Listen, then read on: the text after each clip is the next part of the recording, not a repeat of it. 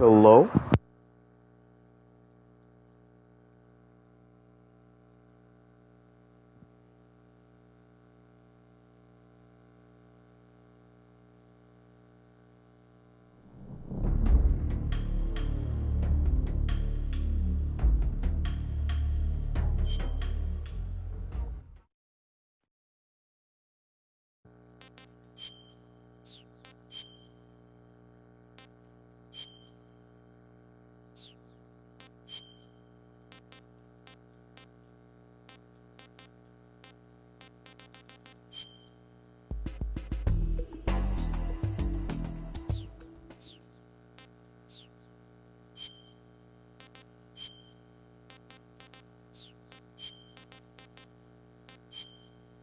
Hello, Mara. Can you hear me? Alright, I'm gonna play a little bit because I didn't think this game would be on. Out for like at 2 a.m. and I worked out, so I'm really tired.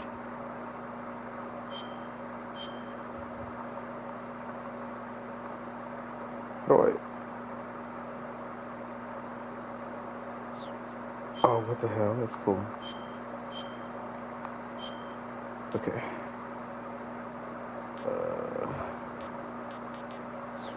Yeah. Holy moly, this is happening.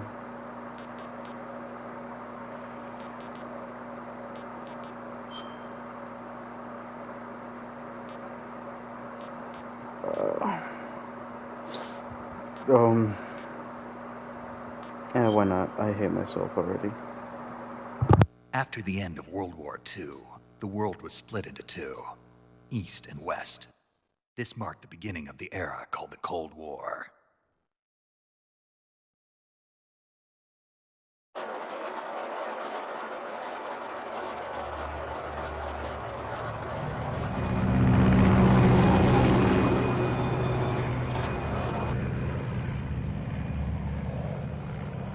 Hola, Kevin.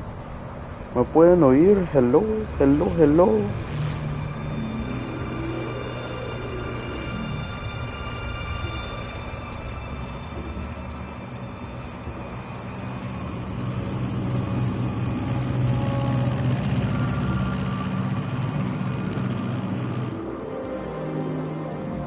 Flying over Pakistan, altitude 30,000 feet. Approaching Soviet airspace. Ah, qué bueno, qué bueno. 20 minutes to drop off. Commencing internal depressurization. Equipment check. Arm main parachute. All right. You ready to go? Drop zone still showing a high pressure mass. Cab okay. Good. We've got high visibility. Ándale, ándale.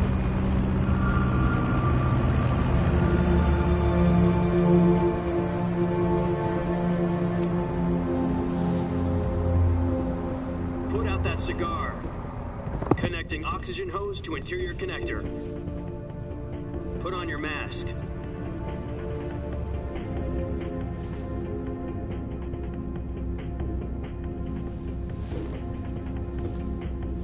Does this panty waste know what he's doing? Approaching release point. 10 minutes to drop off. Hey, are you deaf? He said put out the cigar and put on your mask.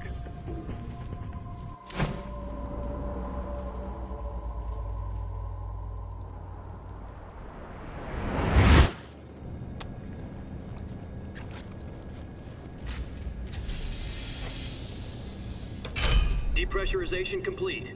Checking oxygen supply. 6 minutes to drop off. Opening rear hatch.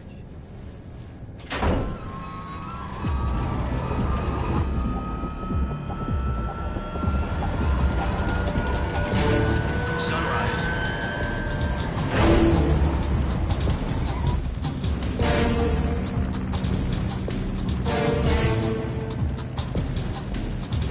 External temperature minus 46 degrees Celsius. 2 minutes to drop off. Stand up.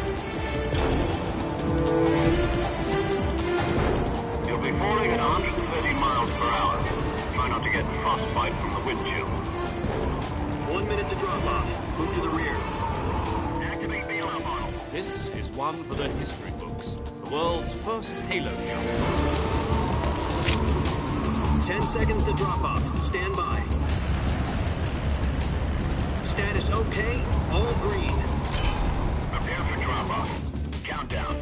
5, 4, 3, 2, 1. Spread your wings And fly. God be with you.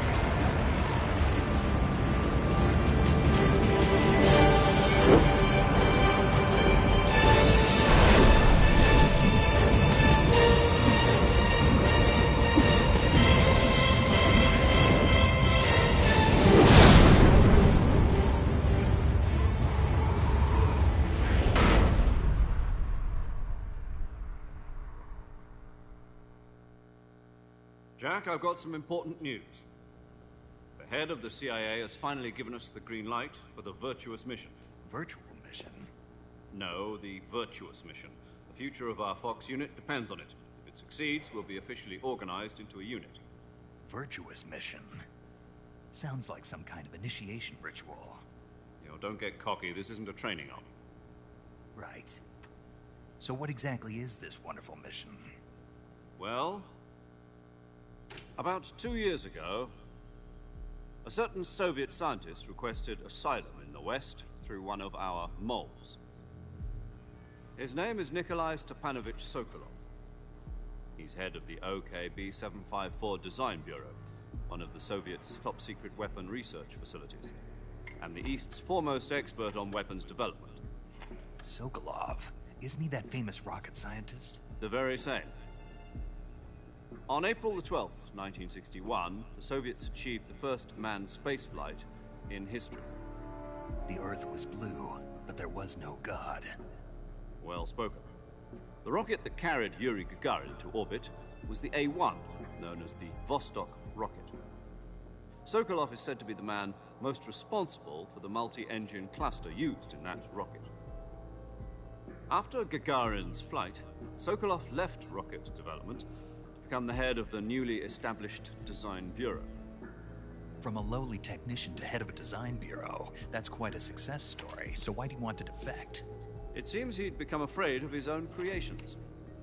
Afraid? Call it a crisis of conscience. And for that, he left his country and his family behind and went over the fence? Not exactly. One of his conditions was that his family was also to be taken safely to the West. We used a mole to get the family out first, and succeeded in sneaking Sokolov over the Berlin Wall shortly afterwards. I was the one who conducted the operation. The security on the eastern side was still full of holes back then. Then what? We got Sokolov over in one piece, but the whole ordeal had left him exhausted, and we checked him into a hospital in West Berlin. It took him 2 weeks and more than 600 miles to get from the research facility in the Soviet Union to Berlin. He was in no condition to say anything coherent. And it was only a week later that we had something much bigger on our hands. The Cuban Missile Crisis. October the 16th, 1962, President Kennedy received word that the Soviets were in the process of deploying intermediate-range ballistic missiles in Cuba. The President demanded that the Soviets dismantle and remove the missiles. At the same time, he announced a naval blockade to prevent further missile shipments from reaching Cuba. But the Soviets didn't back down, instead placing their armed forces on secondary alert.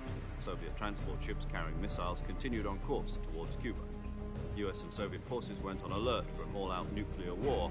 Frantic negotiations were conducted through the UN's Emergency Security Council and unofficial channels to end the hair-trigger standoff. Finally, on October the 28th, the Soviet Union agreed to remove its missiles from Cuba, and so the world avoided a nuclear holocaust. But in order to get the Soviets to pull their missiles out, we had to make a deal. You mean the one where the US agreed to remove its IRBMs from Turkey? No. The Jupiter IRBMs deployed in Turkey were obsolete, and we were going to get rid of them anyway. They had no strategic value whatsoever to either the US or the Russians. The Turkey deal was a ruse, a cover story that was fed to the other intelligence agencies around the world. So what did the Russians really want? Sokolov. They wanted us to return Sokolov. You mean the Soviets pulled out of Cuba just to get their hands on Sokolov? That's right. What the hell was he working on? At the time, we had no idea. We were running out of time. It was either give up Sokolov or risk full-scale nuclear war. In the end, we had no choice. President Kennedy gave in to Khrushchev's demand. The next day, I got Sokolov out of the hospital, handed him over to agents on the eastern side. Sokolov kept on screaming, "Save me," until he disappeared from my sight. Then, a month ago, we received some new information from one of our moles. About Sokolov? Yes. He was taken back to the research facility and forced to continue working on the weapon in question under KGB supervision. What's more, it's on the verge of completion. So what kind of weapon is it? Something to do with space rockets? No, missiles. Same technology. I guess you're right. We don't know the details, but it appears to be a new kind of nuclear device. For half a year now, the Soviets have been conducting frequent nuclear tests at Semipalatinsk. Something to do with the weapon, I assume. We're talking about a secret weapon so big that Khrushchev was ready to pull out of Cuba to get it back. Is Sokolov still in the facility? No. According to our intelligence, he's in Selino-Yarsk, a place in the mountains about 3 miles to the west that's known as the Virgin Cliffs. The Virgin Cliffs. Nice name for a virtuous mission. They moved him there just recently. Why? Apparently, they're conducting a field test of the weapon, but it's our best chance to get him back. This mission would never have been possible if he was still in the research facility. This is our last chance. Sokolov must have known that too when he contacted us.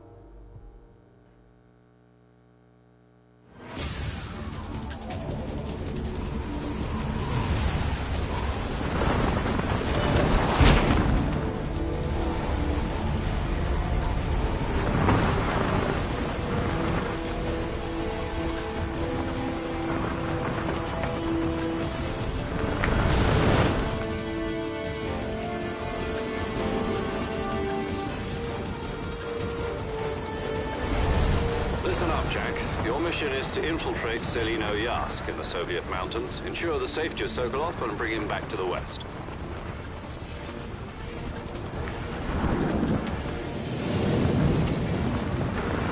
If we don't get Sokolov back before that weapon is complete, we'll be facing a major crisis.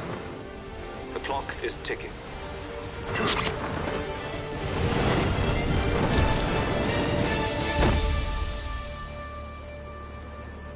Once we've confirmed the rescue of Sokolov, stand by at the recovery point.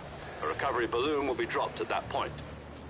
Helium will be pumped into the balloon to inflate it. The process takes about 20 minutes. Once it's complete, the gunship's arm will latch onto the balloon and pull it up. The Fulton surface-to-air recovery system. I'm familiar with the theory. Take it easy. It's been combat-proven. Do you think Sokolov is up to it? The shock will be less than during a parachute jump, and the arm can handle up to 500 pounds. So you're planning on going over the border in a single combat talon? She's equipped with 2 6-barrel 20mm Vulcan cannons, as well as 2 40mm machine guns. Sounds like she could hold her own against a battalion of tanks. Even with the fuel in the reserve tank, we're facing a 4-hour time limit. If all goes well, it shouldn't take more than a few hours. Home in time for dinner. But if anything goes wrong, You'll be eating dinner, breakfast, and all the rest of your meals in the jungle.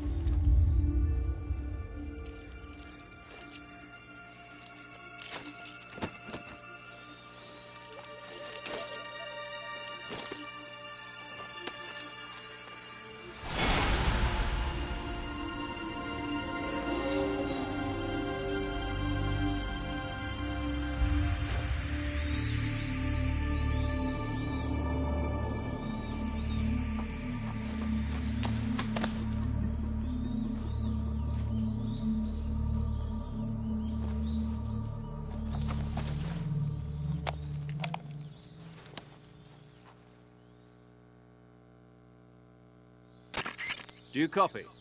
You're already in enemy territory, and somebody might be listening in. From here on out, we'll be using code names to refer to each other. Your code name for this mission will be Naked Snake. I'll be referring to you as Snake from now on. You're not to mention your real name. Snake? Oh, you don't like snakes? What do you mean? You've eaten one before, haven't you? In survival training? I'm glad to hear that. I don't know if I'd ever order one in a restaurant, but... Be careful, you might not have a choice. What about you, Major? What should I call you? Let's see. I'll be Tom. Call me Major Tom. This will be a sneaking mission. You must not be seen by the enemy. You must leave no trace of your presence. Is that clear? This kind of infiltration is the Fox unit's speciality. In other words, weapons and equipment are procured on site. That goes for food as well. You're completely naked, just as your name implies. Great. Now I see why you asked me if I like snakes. I suppose calling me Snake was your idea of a joke, too. No. There's a good reason for that. I'll tell you later when the time is right. Gotcha. Getting back to the subject, how exactly am I supposed to feed myself? You've been issued a knife and a tranquilizer gun. Use them to hunt for food. You'll also find some medical supplies in your backpack. Yeah, about the backpack. I lost it in a tree on the way down. I see. Well, you'd better go back and get it then. You know where it is? No problem. I can see it from here. It's stuck on a branch. To climb a tree, stand in front of a tree that's covered in ivy and press the action button. I'll be monitoring your progress over the radio. We can't risk violating Soviet airspace, but I'll be in the gunship. My frequency is 140.85. I'll give you a call if I need to talk to you. If you need to talk to me, use the send function. Okay, Snake, go get your backpack. Ándale, let's go. A ver. Okay.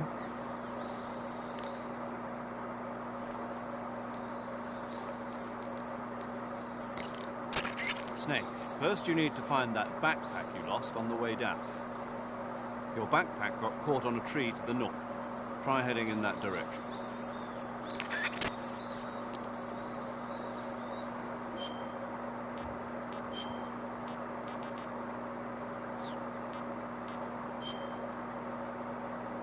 La mapa.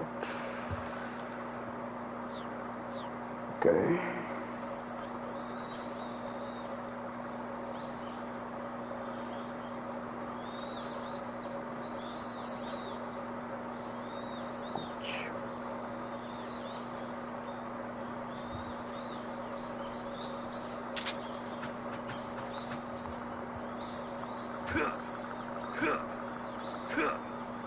Okay.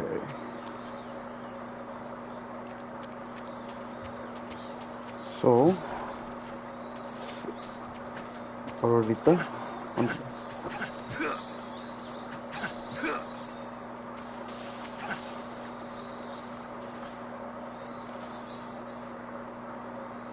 okay.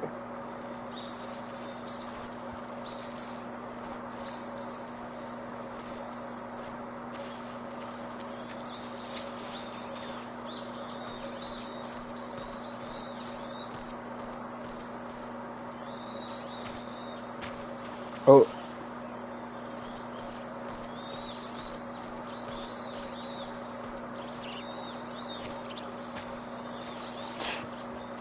Okay.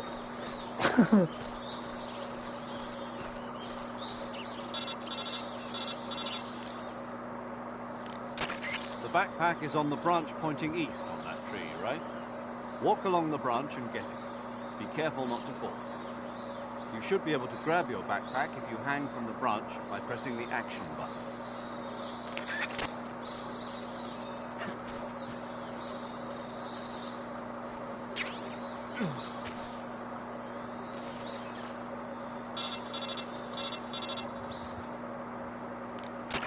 I see you've retrieved your backpack, Snake. To equip a weapon, it's necessary to take it out of your backpack. In the survival viewer, choose Weapon from the backpack. Your available weapons will be displayed in a window in the upper left. From that list, choose the weapon you want to equip and press the Enter button. For other equipped items, just do the same thing from Item. Got it. Use the survival viewer backpack. Yep, that's right. Survival is fundamental to this mission. After you've been out in the field for a while, your stamina will start to drop. If your stamina gets too low, it'll affect your performance. You won't be able to shoot accurately, for example, and your wounds won't heal as smoothly. Keep an eye on your stamina so you don't run out. To recover lost stamina, you can hunt for local flora and fauna.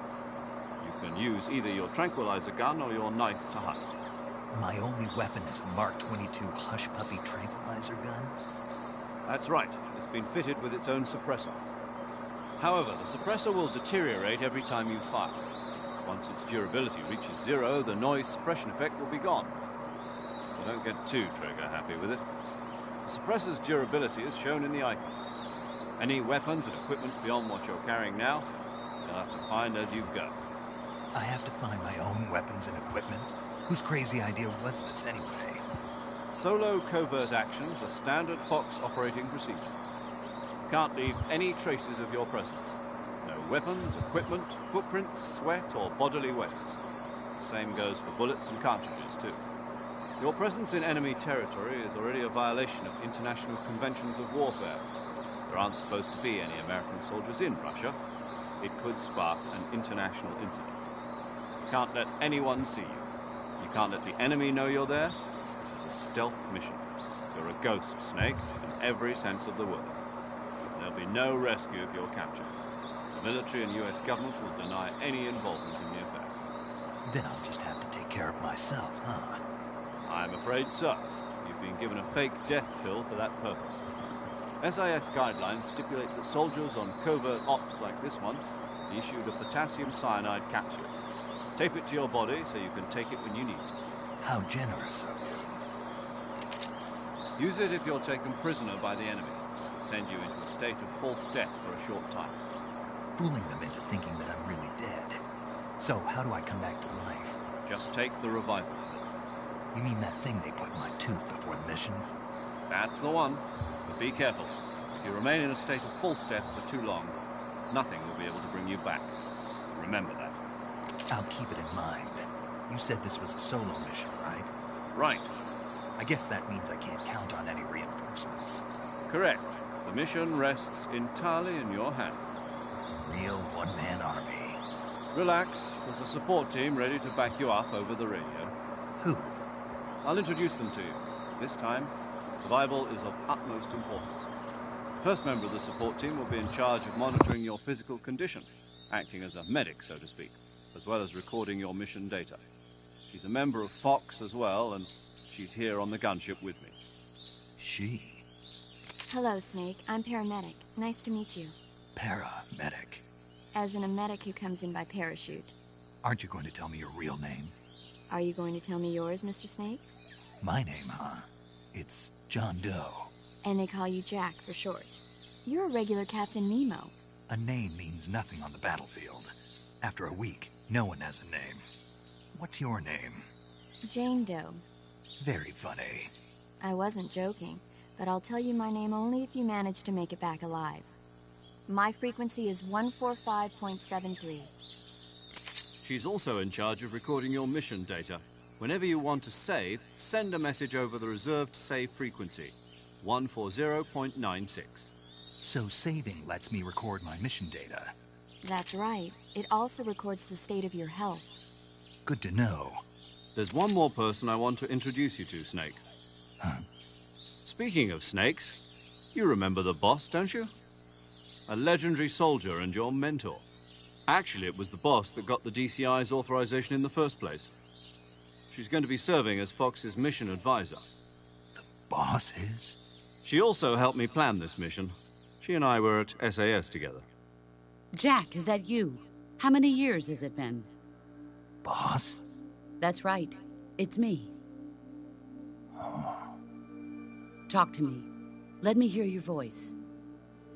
It's been 5 years, 72 days, and 18 hours. You've lost weight. You can tell just by the sound of my voice. Of course I can.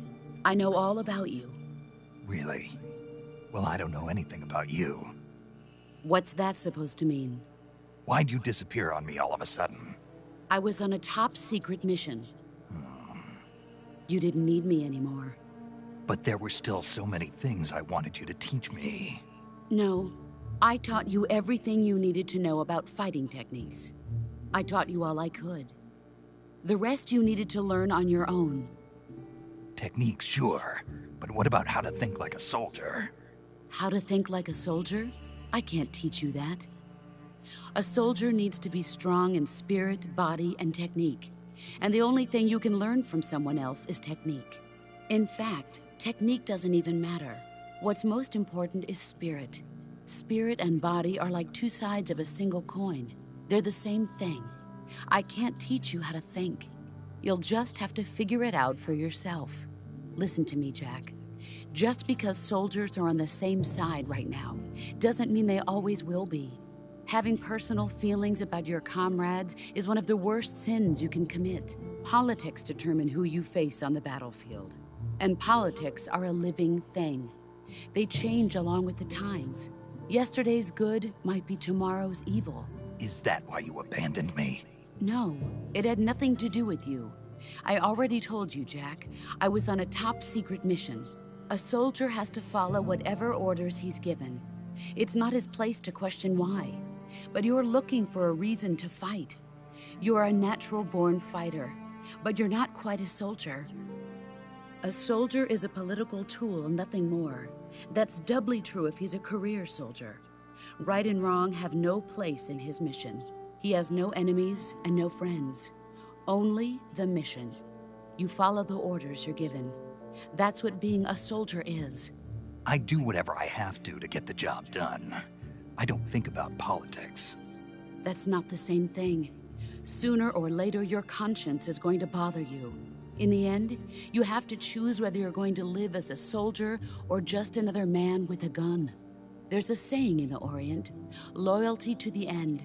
Do you know what it means? Being patriotic. It means devoting yourself to your country.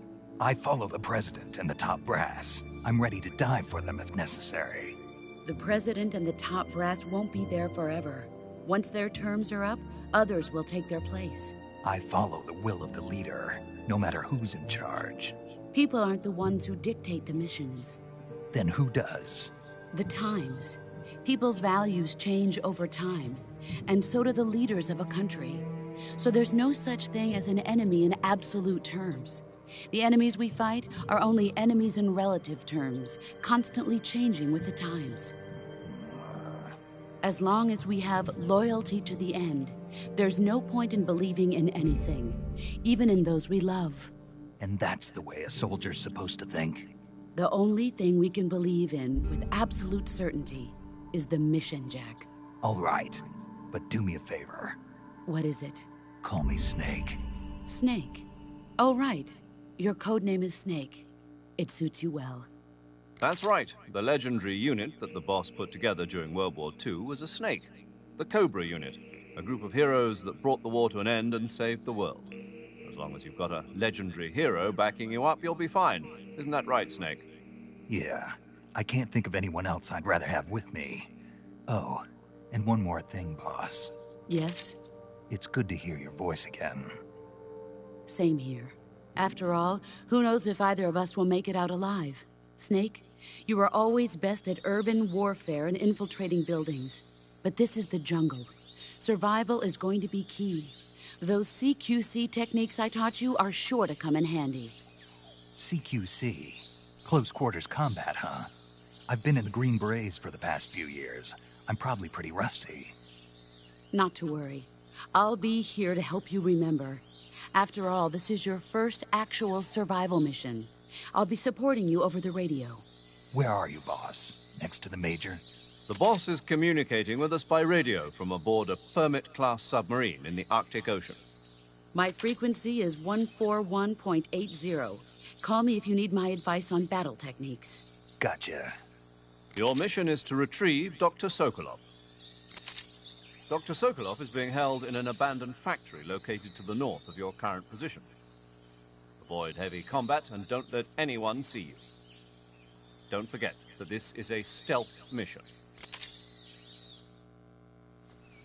Snake, try to remember All some of the basics of right. CQC.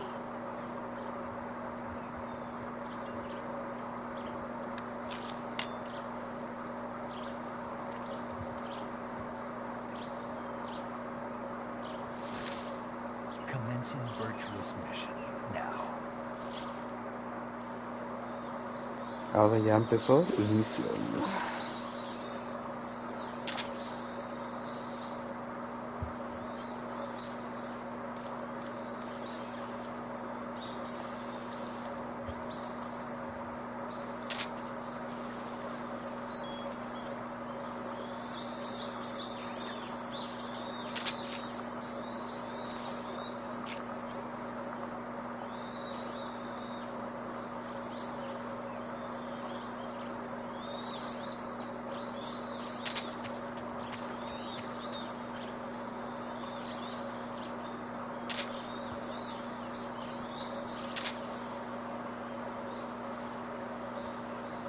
Ah, buenas noches, bro. Que te duermes bien, güey. Ay.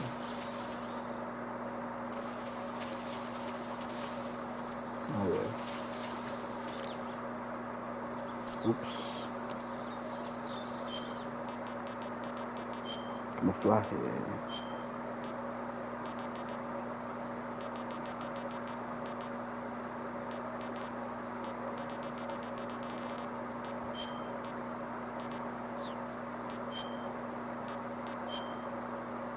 Así está bien.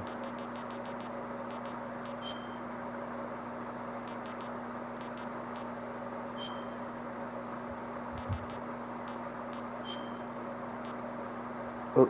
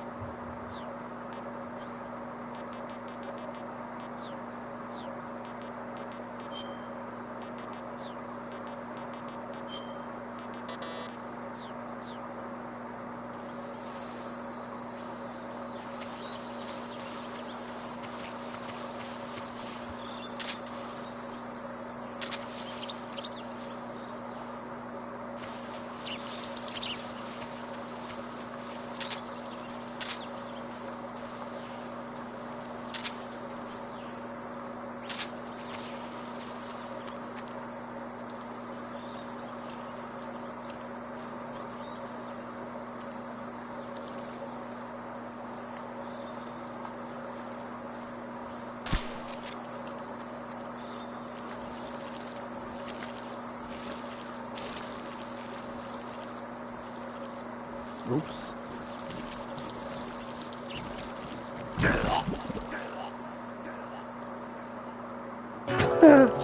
Oops.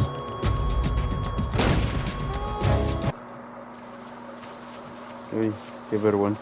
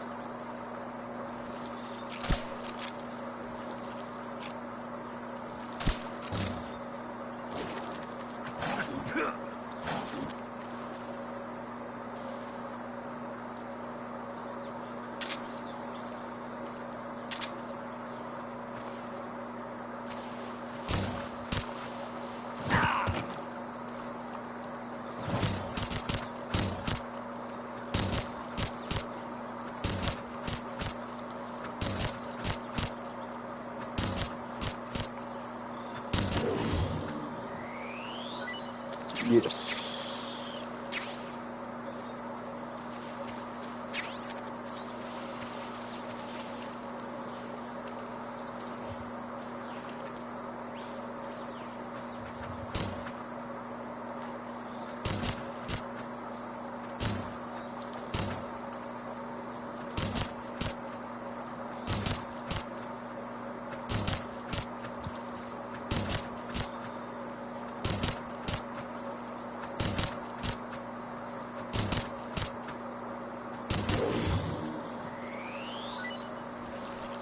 Oh yeah.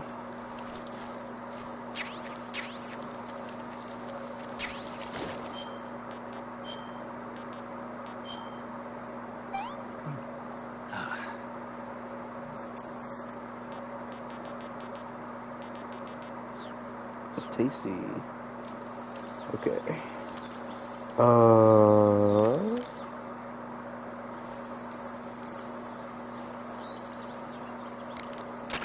Snake, be...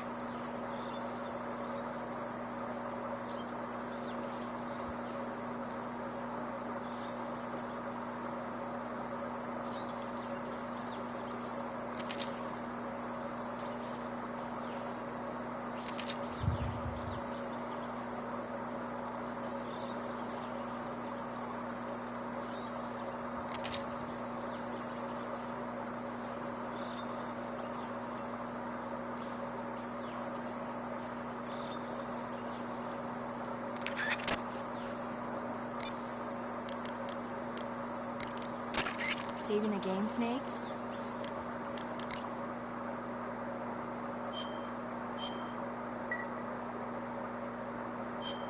Hey, Snake, you ever heard of Godzilla, King of Monsters? Oh. No, what is it? It's a movie. You haven't seen it? Nope. It's about this monster called Godzilla, who grows to an enormous size in a nuclear test and goes on a rampage in Tokyo. Nuclear test, huh? Then the Marshall Islands must be crawling with giant monsters right about now. It's just make-believe. Maybe that's why my pants have been so tight lately. Snake, it's a movie, not a report out of Los Alamos. I know. So then what happened? Godzilla is immune to all weapons, and humanity has no way to stop the monster. Dr. Shirazawa develops a new type of weapon, but meanwhile, Godzilla is getting closer and closer to Tokyo, obliterating everything in its path. It was originally a Japanese movie, but they made an American version, too. I recommend seeing the original Japanese one if you ever get the chance. It's mostly mindless fun, but it's also got a serious anti-nuke message as well. Where can I see the original? You'll just have to go to Japan. Really? That's too bad. Well, if you wait 40 years, you might be able to see it in America, too. Why's that? 2004 will be Godzilla's 50th birthday. You think they're still going to be making Godzilla movies then? Of course! Everybody loves Godzilla. You sure know a lot about movies. I don't suppose you're the movie-watching type, are you? Not really. Okay, then I'll tell you everything I know. When the going gets tough, movies can save your life. It's always good to be able to look at things from a different perspective when you get in a jam. That's the magic of movies. No kidding. Well, I guess it might at least make a nice distraction. That's the spirit, Snake. Have a little fun.